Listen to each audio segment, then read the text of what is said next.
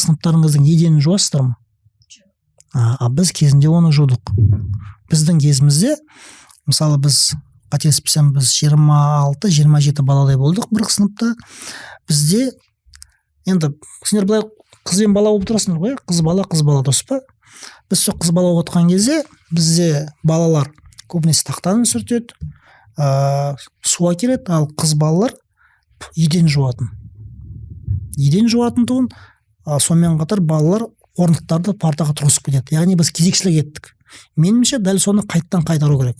Яғни біз балаларды бала кезден бастап оны еңбекке баулаймыз. Сендер соншалық еңбекке. Егер де сендер айтуы мүмкінсіздер, ойбай аға қойыңызшы, ол ертісі ғой деп. Мен сізге айтайын. Әлемде дамыған елдердің бірі болып табылатын Жапония мемлекетінде әлі күнге дейін сол тәртіп бар.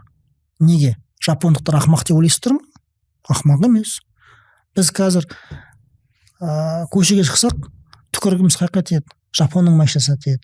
Toyota болсын, Nissan болсын, Lexus болсын, яғни дамыған мемлекет. Қаншама өзінің үлкен тарихы бар, қаншама өзінің қызықты тәртіп бар. Бірақ әлі күнге дейін мектептерінде сол балалары өзі кезекшілік етіп, өзінің жаңағы сыныптарын тап-таза ұстайды.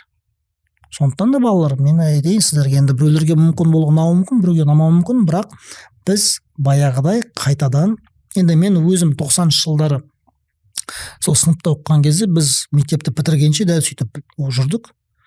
Еденді де жудық, сыныпты да тазаладық. Бірақ одан ешқайсымыздың аяғымыз, қолымыз сынған жоқ. Сондықтан да жаңа айтқан үш нәрсе: ұстаздарға көңілді көбірек бөліп, ұстаздың статусын одан сайын көтеру балалардан.